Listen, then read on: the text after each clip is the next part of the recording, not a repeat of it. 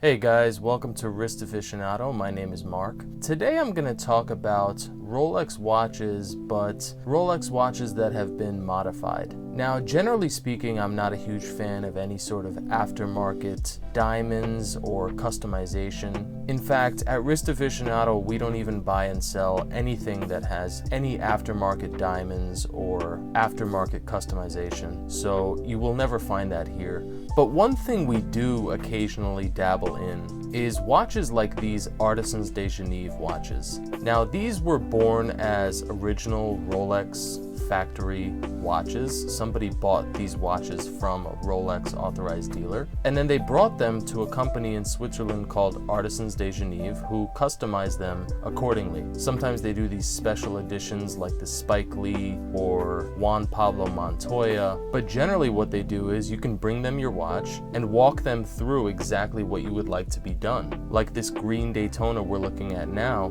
this was done by a client of mine who loves the color green. He's always wanted a green watch, but he doesn't like Submariners. He thinks they're a little bit too thick, too bulky for his wrist. He loves the way the Daytona feels, and he wasn't willing to spend, at the time, over $100K on the green John Mayer yellow gold Daytona. Prices on that have come down a little bit, but at the time when he did this Artisans de Geneve watch, he didn't want to shell out like $120K for a green dial Daytona. So he took his regular old 116500 to Artisans de Geneve and paid them somewhere between 20 and 30K to have this customization done. Now, before I worked at Wrist Aficionado and before I was exposed to this kind of thing, I would have called this an abomination.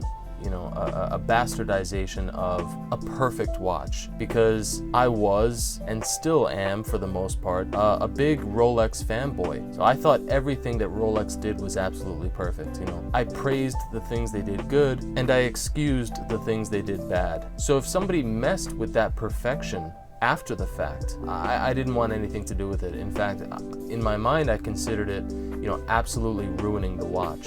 But my opinion has changed a little bit since I've seen some of these watches come through our store. And I've developed an appreciation for the craftsmanship that goes into these watches. So we're gonna take a look at a couple of them. Keep an open mind, you know, if you love Rolex, these are things that people elected to do to their watch. So if we look at this Juan Pablo Montoya Challenge watch, immediately you can see just how much work goes into one of these watches. You know, they completely take the entire watch apart. They refinish every element that they want to change, color certain elements like the subdials here, and ultimately skeletonize the watch. So a lot of the inner workings of the watch that you normally wouldn't see are being shown here. So in order to do that, they needed to highly finish every single edge and anything that you normally wouldn't see. They collaborated with race car driver Juan Pablo Montoya to create this watch, and Montoya had a big hand in deciding certain design elements of this watch. So if you're a fan of race car driving, this may be the watch for you. And it's fitting that it's a Daytona. You know, it's a driving watch. It was meant to be a driving watch. And so there's a poetic collaboration going on here as well. In my opinion, this watch is extremely fun, you know, totally different from any Daytona you'll see on anyone's wrist. There were only 50 pieces made in this project, so I guarantee you're not going to see somebody else with this on their wrist. And compare that to how many Panda Daytonas are out there. You know, they say Rolex produces about 1 million watches a year. If that's true, there's a ton of them out there. There's nothing unique about any of them. And, you know, for somebody who has been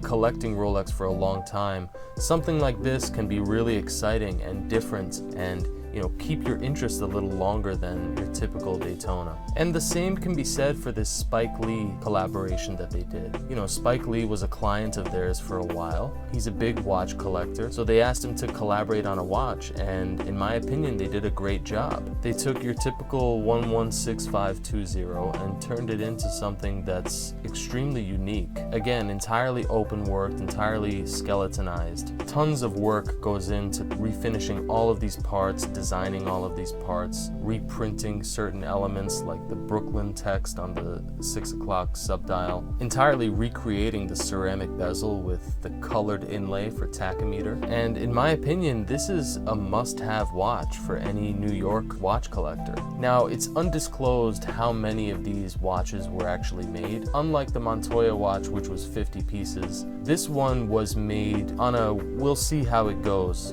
basis. I would estimate that no more than 50 of these are out there, you know, so to have one is pretty special. And lastly, let's look at this green Daytona that a client of mine recently did with Artisans. You know, like I said, he didn't want to spend 120K on a green dial, yellow gold Daytona. And he told me, he was like, you know, even if I spent the money on it, right, I would still have the same watch that thousands, tens of thousands of people already have. You know, you spend all this money and there's really not much flavor to it. And this is coming from a Rolex enthusiast. You know, I'm not bashing Rolex, but it's true that there's tons of these watches out there. And my client didn't want to be just another John Mayer Daytona wearing guy. He wanted something unique. So he reached out to Artisans. He turned his steel Daytona, his 116500, into a one-of-one piece. Only one of this watch has ever been made.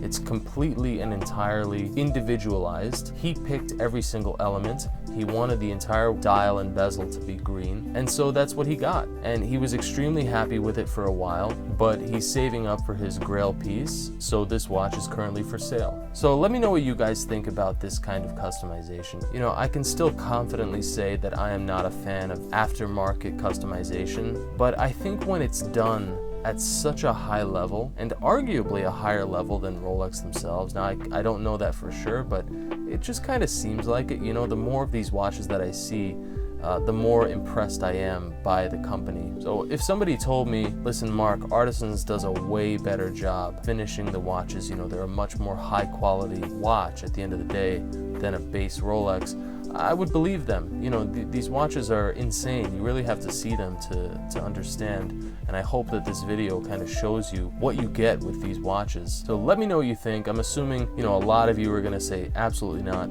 This is not for me. I would never buy this. And I do understand that. And I felt the exact same way for a very long time. It wasn't until I held a few of these watches that my opinion started to change. So I hope you enjoyed, and until next time, peace out.